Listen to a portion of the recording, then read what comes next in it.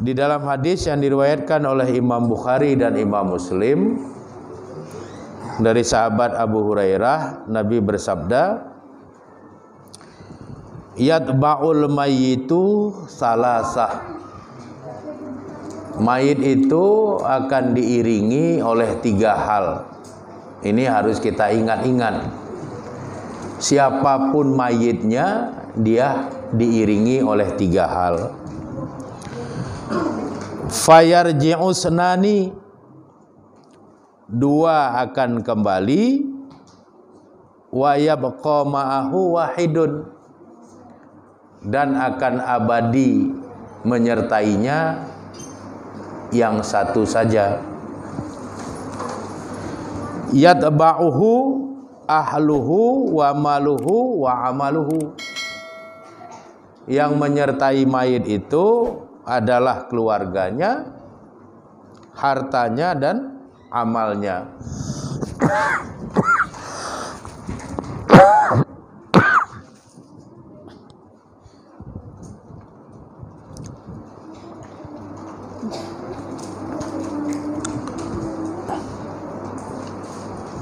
Fayarji'u ahluhu wa maluhu, maka akan kembali keluarganya dan hartanya.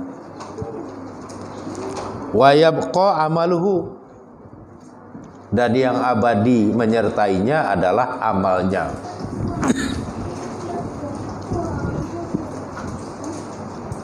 Jadi kita diingatkan oleh Nabi,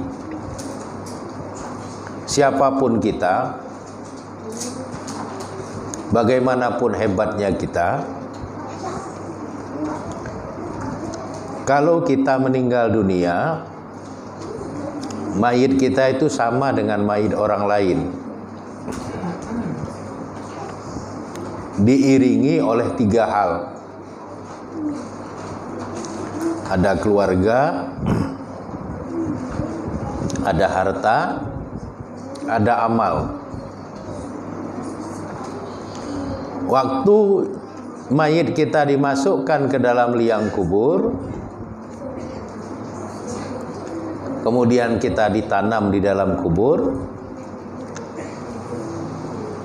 2 dari 3 yang menyertai kita itu pulang.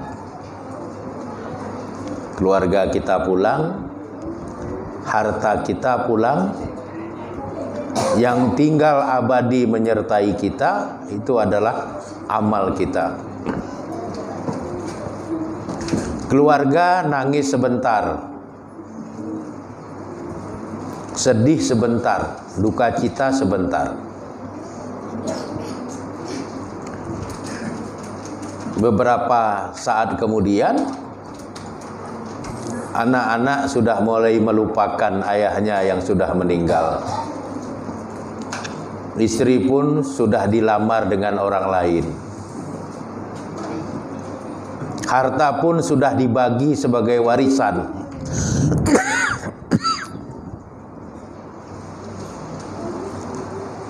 Yang tinggal apa? Amal.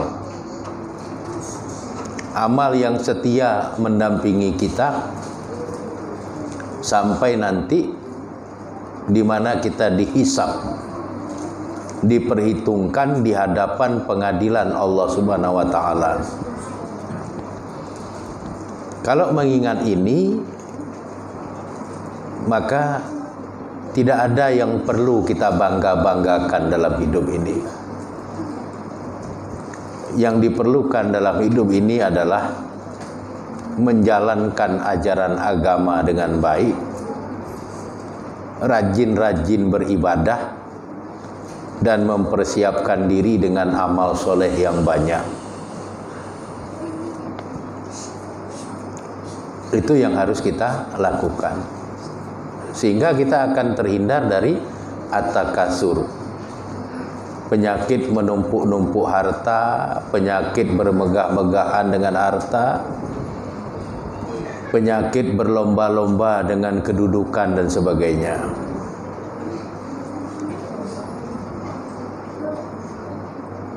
Karena tidak bisa memberikan pembelaan dalam kehidupan di seberang kematian kita. Ini penting untuk selalu kita hayati, sehingga kalaupun kita banyak harta tidak sombong, kalaupun kita banyak ilmu kita tidak angkuh, dan kita tidak terjebak kepada penyakit at-takasur.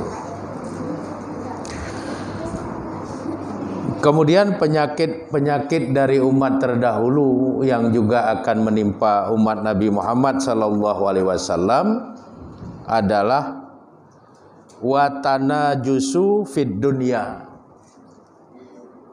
Jadi penyakit tanajus fid dunya. Apa penyakit tanajus fid dunya itu? Yaitu penyakit tipu menipu dalam merebut harta dunia. Ya, penyakit tipu menipu dalam merebut harta dunia. Jadi orang berebut-rebut harta dunia meskipun harus menipu, meskipun harus mengambil milik orang lain. Penyakit ini sudah pernah menimpa umat-umat terdahulu, umat sebelum Nabi Muhammad SAW diutus sebagai nabi. Kaum Ad, kaum Samud, kaum Lut, kaum Nuh. Ini sudah pernah kena penyakit seperti itu, di mana tipu menipu itu mereka gunakan dalam merebut harta dunia. Jadi dalam mencari rezeki tidak lagi patuh pada ketentuan bahwa yang boleh kita ambil hanyalah rezeki yang halal saja. Sedangkan rezeki yang haram atau syubhat maka hendaknya kita meninggalkannya. Itu tidak lagi dijadikan pertimbangan. Kenapa yang haram saja bagaimana cara diupayakan untuk didapatkan? Jadi kalau itu terjadi, itu penyakit. Umat Islam tidak boleh terjebak kepada penyakit seperti itu, yaitu penyakit tanajusu fid dunya, penyakit tipu menipu dalam merebut harta dunia. Cari sajalah harta yang halal, meskipun sedikit halal. Kehalalan itu membantu, mempermudah kita mempertanggungjawabkannya nanti di hadapan Allah Subhanahu wa taala. Daripada banyak tapi tidak halal, jangankan di hadapan pengadilan Allah Subhanahu wa taala, di hadapan pengadilan dunia saja pun kita repot mempertanggungjawabkannya. Maka kita harus berhati-hati. Nabi mengingatkan kita bahwa umat beliau itu akan terkena penyakit-penyakit yang sudah pernah menimpa umat di masa yang lampau. Di antaranya adalah penyakit tanajusu fid dunya, penyakit tipu menipu dalam merebut harta dunia. Oleh karenanya kita hati-hati, jangan pernah terjebak dalam lingkaran penyakit seperti ini. Carilah rezeki yang baik-baik, carilah rezeki yang halal. Meskipun tidak banyak kita mendapatkannya, tapi kita mudah mempertanggungjawabkannya dalam kehidupan di seberang kematian kita kelak. Kemudian penyakit yang kelima, kata Nabi, tabaghud. Tabaghudu, penyakit saling mudah marah. Ini juga akan menimpa umat Islam. Umat Islam nanti yang kena penyakit ini gampang marah.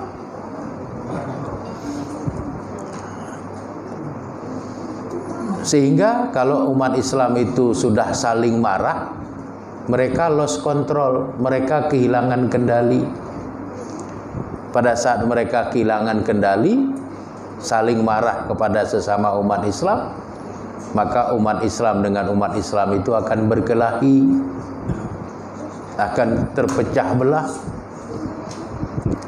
Akhirnya umat Islam itu rapuh dengan sendirinya tanpa ada yang merapuhkan. Itu kenapa? Karena umat Islam itu terkena penyakit tabaghud, penyakit saling marah. Jadi persoalan-persoalan kecil marah. Anaknya disuruh beli cabai, lupa, yang dibeli bawang, marah.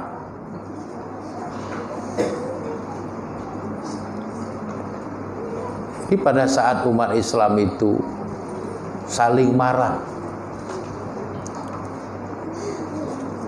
mereka akhirnya akan saling terpecah. Pada saat mereka sudah saling terpecah, mereka rapuh dengan sendirinya tanpa ada yang merapuhkan. Sebab orang yang marah itu pasti lost control. Dia di luar kendali cara berpikir yang normal. Sehingga Nabi mengingatkan kita, ada penyakit yang namanya tabaghud, saling marah sesama umat Islam, yang itu merupakan bagian dari penyakit yang sudah menimpa umat-umat di masa yang lampau, umat-umat dari Nabi sebelum Nabi Muhammad SAW. Jadi umat Islam itu harus hati-hati, jangan terjebak ke dalam penyakit tabaghud, penyakit saling marah satu sama lain. Jadi masing-masing dari umat Islam itu harus menjaga ukhuwah Islamiyah, harus menjaga persaudaraan keislamannya, harus menjaga ukhuwah basyariyah, harus menjaga persaudaraan kemanusiaannya, harus menjaga ukhuwah watoniyah, persaudaraan sebangsa dan setanah airnya. Karena kalau mereka terjebak kepada tabaghud, saling marah, ini mereka akan rapuh dengan sendirinya tanpa dirapuhkan. Jadi kita harus paham, kita harus menyadari itu.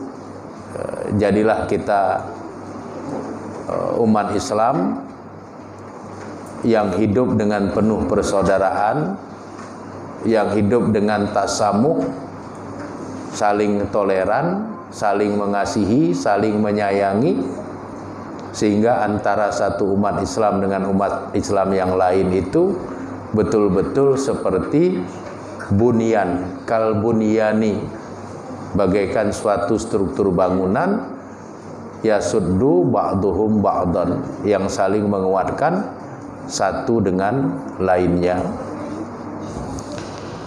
Kemudian yang terakhir kata Nabi, penyakit dari umat-umat terdahulu yang juga akan menimpa umat beliau adalah tahasudu, penyakit tahasud, hatta yakunal baghyu, penyakit saling mendengki sehingga sampai saling menzalimi. Jadi umat Nabi Muhammad SAW juga harus berhati-hati, jangan sampai terjebak pada penyakit tahasud, penyakit saling mendengki. Kalau sudah saling mendengki, ujungnya kata Nabi, hatta yakunal baghyu, sampai terjadi saling menzolimi, sampai terjadi saling menganiaya. Nah, kalau sudah seperti itu, maka umat Islam sudah melanggar ketentuan Quran. Kenapa? Karena di dalam Al-Quran Allah mengajarkan kepada kita wa'tasimu bihablillahi jami'a. Berpegang teguhlah kamu kepada hablullah, tali Allah. Apa itu hablullah? Al-Quran dan sunnah Nabi. Jami'an, semuanya kamu harus bersatu dan berpegang teguh kepada hablullah itu. Kemudian diikuti dengan kalimat larangan. Apa kalimat larangannya? Wala tafarraqu, janganlah kamu saling bercerai-berai. Jadi berpeganglah kepada tali Allah, Quran dan sunnah Nabi. Jagalah persaudaraan, ciptakanlah perdamaian. Hiduplah dengan ta'awun alal birri wa taqwa, tolong menolong dalam kebaikan dan ketakwaan. Wala tafarraqu, janganlah kamu saling bercerai-berai. Tapi kalau tahasud, saling mendengki, ini pasti tafarruq. Kalau sudah saling membenci, pasti yang lahir adalah tafarruq, saling berpisah, saling berpecah belah. Kalau sudah tafarruq karena tahasud, maka lemah tanpa perlu dilemahkan. Jadi kalau rasa kasih sayang sudah tidak ada, keinginan untuk bersama sudah tidak ada, kedamaian sudah tidak lagi dijadikan tujuan dalam hidup, yang muncul adalah kedengkian demi kedengkian, ini pasti akan menghilangkan persatuan dan kebersamaan. Kalau persatuan dan kebersamaan hilang, maka suatu umat akan kehilangan kekuatannya. Dan Nabi tidak menginginkan itu terjadi pada umatnya. Oleh karenanya, Nabi menjelaskan ini kepada kita supaya kita tidak terkena penyakit tahasud, tidak terkena penyakit saling mendengki, sehingga kita bisa hidup secara bersama-sama, hidup dengan saling membantu, saling menolong dalam kebaikan dan ketakwaan. Karena kalau keenam penyakit ini, jangankan keenam-enamnya menimpa umat Islam, satu saja dari yang 6 ini menimpa umat Islam, itu sudah berat untuk disembuhkan. Dan dipastikan nasib umat Islam ini akan terkebelakang, akan lemah. Oleh karenanya, Bapak dan Ibu-ibu jamaah pengajian yang dirahmati oleh Allah Subhanahu wa taala, jauh-jauh hari Nabi SAW mengingatkan kepada kita selaku umatnya bahwa kata Nabi, umatku ini akan ditimpa oleh daul umam, penyakit umat-umat terdahulu. Dengan sudah dikabarkan oleh Nabi kepada kita, maksud Nabi supaya kita selaku umatnya ini berhati-hati dalam menjalani kehidupan. Jangan terpancing dengan salah satu pun dari 6 penyakit tadi. Ya, saya ulangi penyakitnya. Yang pertama al-asyar, ya, penyakit ingin hidup bersenang-senang, ingin hidup glamor, ingin happy-happy. Jangan sampai kena penyakit itu. Yang kedua al-batar, penyakit menjalani hidup dengan penuh keangkuhan dan kesombongan. Yang ketiga at-takasur, penyakit menumpuk-numpuk harta dengan tujuan untuk bermegah-megahan dan membangga-banggakan harta itu.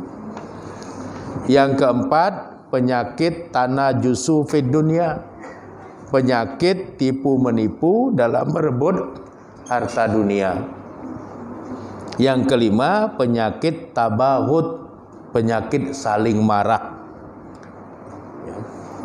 penyakit temperamental, orang gampang tersinggung, kemudian saling tersinggung, saling marah. Itu penyakit yang kelima. Dan yang keenam, penyakit tahasudu, penyakit saling mendengki yang mengakibatkan akan saling menzolimi. Jadi itulah 6 penyakit yang buruk yang pernah menimpa umat dari nabi-nabi sebelumnya, tapi penyakit yang sama juga akan menimpa umat Nabi Muhammad sallallahu alaihi wasallam. Oleh karenanya umat Nabi Muhammad sallallahu alaihi wasallam harus berhati-hati dalam menjalani kehidupan mereka agar tidak terkena satu pun dari 6 jenis penyakit ini. Saya rasa inilah yang bisa saya sampaikan. Mudah-mudahan apa yang saya sampaikan ini menjadi penambah ilmu, penambah wawasan, dan penambah keinsapan bagi kita bersama. Kurang dan lebih saya mohon maaf. Pada Allah Subhanahu wa taala saya mohon ampun. Hadanallah wa yakum ajmain. Wallahu a'lam bishawab. Walhamdulillahirabbil alamin. Assalamualaikum warahmatullahi wabarakatuh.